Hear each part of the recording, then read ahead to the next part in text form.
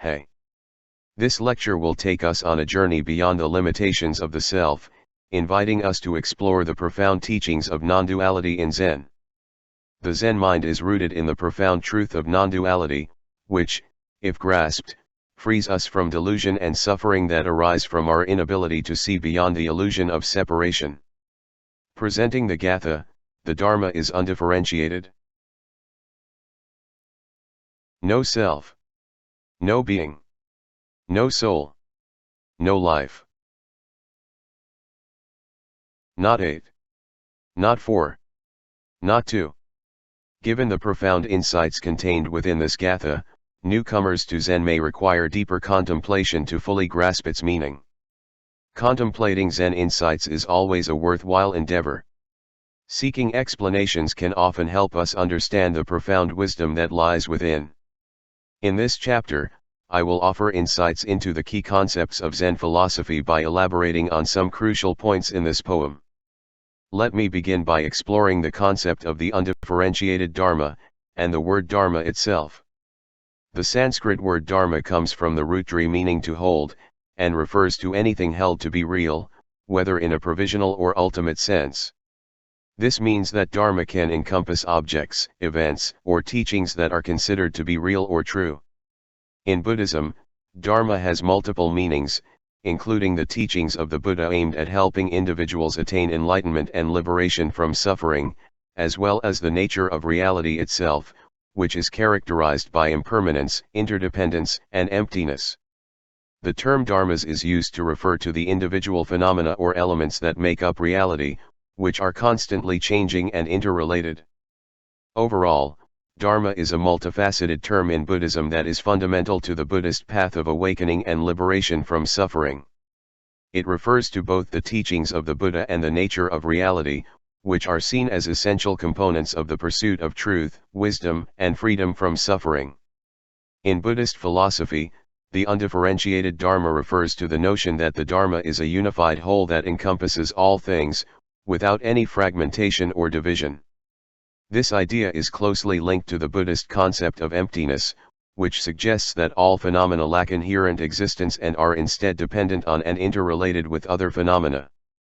The undifferentiated nature of the Dharma is considered to be the ultimate truth or reality, which transcends any linguistic or conceptual distinctions. It is a direct and immediate experience that cannot be fully understood through words or concepts alone. The realization of the undifferentiated Dharma is a crucial aspect of the Buddhist path of awakening and liberation. It involves recognizing the interconnectedness and interdependence of all things, and going beyond dualistic or fragmented modes of thinking. In essence, the undifferentiated Dharma is a complex and profound concept that highlights the interconnectedness and interdependence of all phenomena. It emphasizes the need to cultivate a direct experience of the ultimate truth, beyond any dualistic or conceptual frameworks. The concept of no self can deepen our understanding of the undifferentiated Dharma. In Buddhism, the notion of no self or anatta refers to the understanding that there is no permanent, unchanging, or autonomous self or soul that exists independently of other phenomena. Instead, the self is viewed as a constantly changing and interdependent process that arises in dependence upon various causes and conditions. This understanding of the self challenges our conventional view of a fixed and independent self that is often taken for granted in everyday life. The realization of no self involves going beyond the dualistic framework of self and other, and recognizing the interdependent and impermanent nature of all phenomena. Through the practice of mindfulness and meditation, individuals can cultivate a direct experience of the ever-changing and interdependent nature of the self. This leads to a realization of the emptiness of self and all phenomena, and ultimately to the attainment of enlightenment. Overall, the concept of no self offers a profound vision of interconnectedness and interdependence that challenges our conventional understanding of the self. It is a fundamental aspect of Buddhist philosophy that offers a path towards ultimate liberation and the realization of the true nature of reality.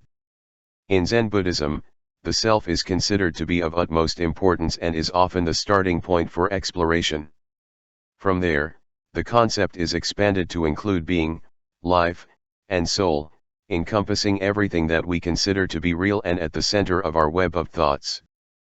The notion of no being or no entity challenges the idea of separate and independent entities that exist in the world. Instead, all phenomena are interdependent and constantly changing, and do not have a fixed or permanent essence. Similarly, the concept of no life or no soul challenges the idea of a permanent and autonomous soul or life force that exists within living beings. The self is seen as a constantly changing and interdependent process that arises in dependence upon various causes and conditions, and does not have a permanent or autonomous existence. These concepts all point towards the interconnected and impermanent nature of all phenomena, and the need to cultivate a direct experience of the true nature of reality in order to attain liberation and enlightenment. Overall, the Buddhist notion of no self, no being, no life, and no soul offer a profound vision of the nature of existence and challenge our conventional view of separate and independent entities.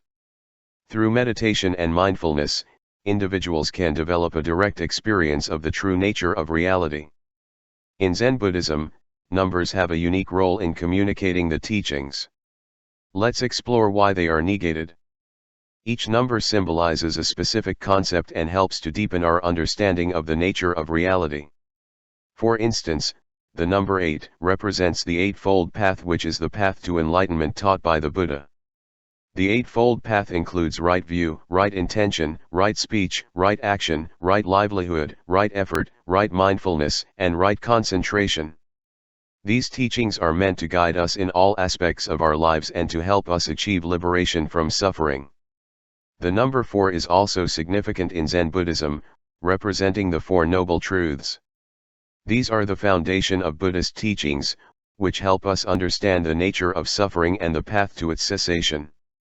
The Four Noble Truths are the truth of suffering, the truth of the cause of suffering, the truth of the cessation of suffering, and the truth of the path leading to the cessation of suffering. Furthermore, the number 2 represents the concept of duality, which is an illusion according to Zen teachings. This illusion refers to the perceived separation between self and other, or subject and object. The practice of meditation and mindfulness helps to transcend this duality and to realize the interconnectedness and interdependence of all things. In Zen Buddhism, the phrase not to expresses the core teaching of non-duality, which lies at the heart of Zen practice. This phrase points to the ultimate reality that everything is interconnected and interdependent, and that there is no separation between the self and the world, or between the subject and object. The practice of Zen aims to help us realize this non-duality, and to transcend the illusions of duality and separateness that are deeply ingrained in our thinking. Through the practice of meditation and mindfulness, we can let go of our judgments and concepts, and begin to experience the world as it truly is, an undivided whole. The phrase not to serves as a concise and powerful reminder to Zen practitioners that there is no separation between the self and the world, and that we are all part of the same interconnected web of existence. By embracing this awareness in our daily lives, we can cultivate a deep sense of harmony and interconnectedness with ourselves, others, and the world around us. Before we conclude, I would like to introduce myself to you. Hey. My name is Daniel. I am from Germany. Thanks for listening to this lecture. Since the content of this video can be difficult to grasp at times, I've taken an unconventional approach. I've designed the video so that it can also be used as a printable document. This means that you can access and use it offline, or even print out selected pages. With this option, you can use your favorite pen to highlight, add to, or modify the text as you see fit. After discussing my thoughts on non-duality and the self, I'm interested in hearing your approach to Zen. Do you utilize non-duality, or do you allow life to unfold naturally until you become more receptive with age? Share your insights and experiences with us. I am not sure when my next Zen art piece will arrive, but I know it will come eventually. It may not interest many people, but I will create it regardless. Obtaining the right paper for my Zen art required a lot of effort, including working with mushrooms. However, the time I spend with mushrooms is minimal compared to the time I devote to Zen. Before we end, I would like to offer my empty bowl to you. I did put a lot of work into this lecture series. I hope you enjoy it. Maybe you want to consider to buy me a coffee? I do mention this unintentionally. There is a serious reason behind it. That is why I ask. Balance is present in all aspects of life, such as summer and winter, day and night, hot and cold, and more. Taking and giving is also a polarity that requires balance. Only when there is balance can we achieve true happiness and harmony. Therefore, if you take something, such as information from the internet, it is important to give something back. Take a moment to assess if your life is in balance. If you feel inclined, you can show your support by making a donation, and I would be grateful for it. However, there are many other worthwhile projects that you can support, such as Wikipedia. Support doesn't have to be monetary either, it can be as simple as sharing a smile or leaving a kind comment. Let's spread joy and love wherever we go. Thank you for spending your time with me. Auf Wiedersehen.